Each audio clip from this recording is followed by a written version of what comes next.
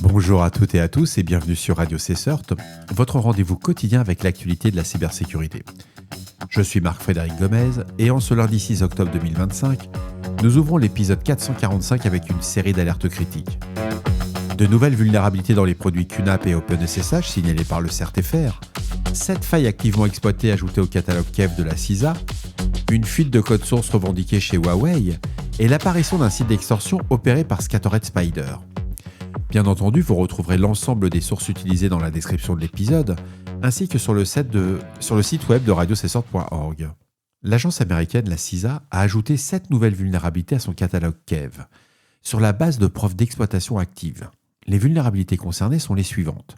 La CVE 2010-3765, c'est une vulnérabilité d'exécution de code à distance dans plusieurs produits Mozilla.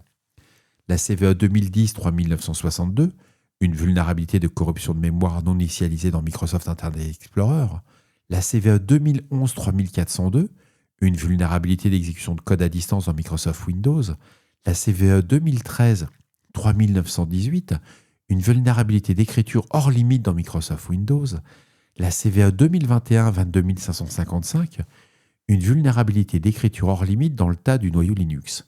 Et enfin, pour les deux dernières, la CVE 2021-43226, une vulnérabilité d'élévation de privilèges dans Microsoft Windows, et la petite dernière, la CVE 2025-61882, c'est une vulnérabilité non spécifiée dans Oracle Business Suite.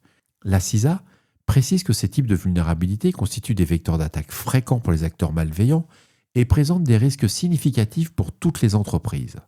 La CISA recommande à toutes les organisations de prioriser la correction des vulnérabilités du catalogue KEV dans le cadre de leurs pratiques de gestion des vulnérabilités.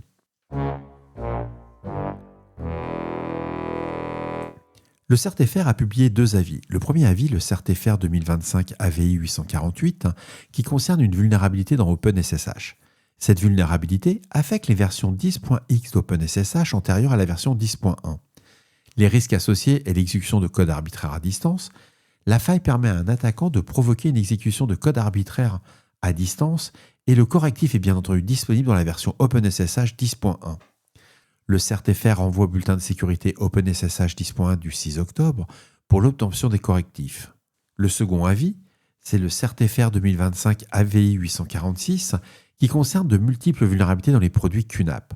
Cet avis fait référence à 6 bulletins de sécurité QNAP qui ont été publiés le 4 octobre 2025 et les risques identifiés sont les suivants.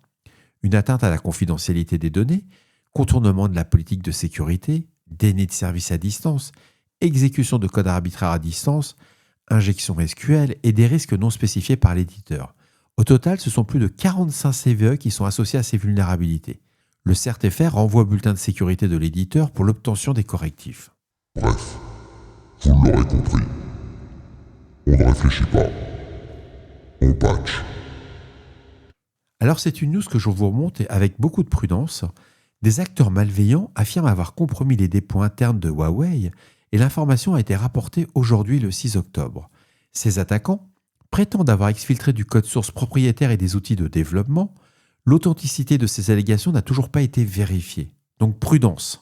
Les affirmations ont été diffusées via des réseaux sociaux et des forums clandestins. Les hackers déclarent avoir accédé aux dépôts code source internes de Huawei et avoir divulgué de la documentation technique sensible et des utilitaires de développement. Parmi les composants qui ont été volés, ça inclurait des portions de code source provenant de plusieurs projets Huawei. Il concernerait des logiciels de gestion réseau, du firmware, des stations de base et des bibliothèques de sécurité. Des chercheurs en cybersécurité enquêtent actuellement sur la véracité de ces affirmations. C'est totalement, c'est lunaire. Les attaquants, ils disent qu'ils ont volé des choses chez Huawei, mais il n'y a aucune preuve. Il n'y a pas de sample, etc. Et puis il y a des chercheurs en cybersécurité, on ne sait pas d'où ils sortent, ils ne font pas partie de l'entreprise, et eux ils disent on est en train de vérifier si c'est vrai ou pas. Donc soit ils obtiennent un sample, mais juste sur leurs paroles, ça n'a pas beaucoup de valeur. Et Huawei n'a pas publiquement commenté l'incident allégué. Les observateurs de l'industrie recommandent une surveillance réseau renforcée sur le partage des renseignements sur la menace, la mise à jour des firmware, des logiciels Huawei et le renforcement des contrôles d'accès interne. Bref, j'ai retenu cette annonce parce que ça fait c'est pas du buzz, c'est la mauvaise info. C'est-à-dire que malgré le fait qu'on est sur du cyber press security, je suis désolé, mais concrètement, je n'ai aucune preuve que Huawei a été compromis. Et il n'y a aucune CVE qui a été directement liée à cette fuite de code de source. Il n'y a rien. Il y a zéro. Bref, prudence. Alerte générale 24 heures sur 24. Alors je reviens sur une info qu'on en avait parlé dimanche sur Radio Cessert. Ça concerne le groupe criminel Scattered Spider, qui a publié jeudi soir un nouveau site de fuite de données listant des dizaines de grandes entreprises, et le groupe affirme avoir volé des données à ces organisations via Salesforce. Dans la note d'extorsion qui accompagne les publications, elle menace Salesforce et propose d'annuler les demandes d'extorsion si Salesforce paie elle-même une rançon. Salesforce a déclaré être informé du site et enquête avec les forces de l'ordre et des experts en cybersécurité. L'entreprise indique que les tentatives concernent des incidents passés et ou non confirmés. Bon, dedans, il y a quand même Google, il y a Air France, il y a quand même des boîtes qui ont confirmé l'incident. Et Salesforce précise qu'aucune compromission de sa plateforme n'a été constatée et qu'aucune vulnérabilité connue dans sa technologie est en cause. L'entreprise Salesforce a renvoyé vers un article de Google publié en août, et cet article décrit une campagne de phishing vocal menée par des cybercriminels liés à Scattered Spider. Les attaquants compromettent des instances Salesforce pour du vol de données à grande échelle et de l'extorsion se faisant passer pour du personnel de support informatique lors des appels téléphoniques. C'est ce qu'on appelle du phishing, classique. Et Google avait précédemment confirmé qu'en juin, l'une de ces instances Salesforce Enterprise a été accédée par des membres du groupe.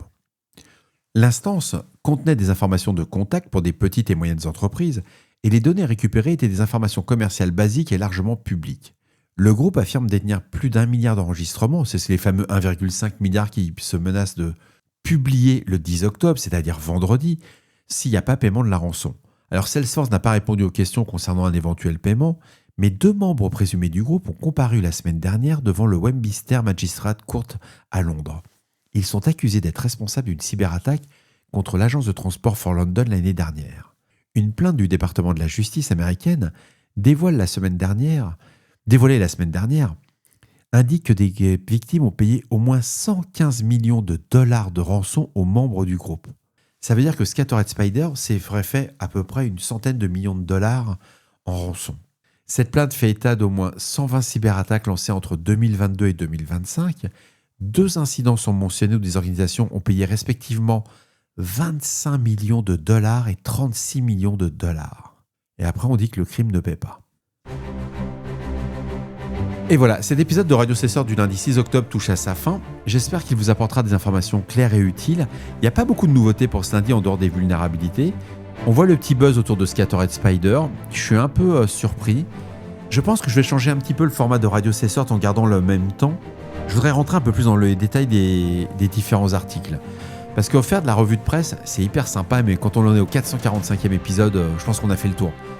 Et surtout, ce qu'on découvre, c'est qu'il y a des choses qui sont annoncées avec une très grande fermeté et il n'y a aucune preuve. Ce qui se passe sur Huawei, je ne suis pas du tout sur des produits pro-chinois ou autres, mais j'ai pas de preuve, j'ai aucun moyen de vous dire Huawei a été compromis. J'ai juste une revue de presse, il n'y a pas de source, il n'y a pas de lien.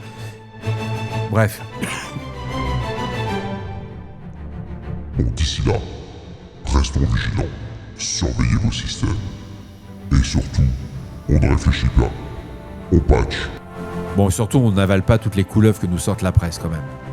On se retrouve demain pour un nouvel épisode, j'espère en meilleure forme. Je vous cache pas qu'en ce moment, c'est un peu rude. Prenez soin de vous, je vous embrasse très très fort. Et à demain, et pour ceux qui sont aux assises, je n'y suis pas. Je suis mentionné sur le site, mais non, je n'y vais pas. Je reste à mon poste.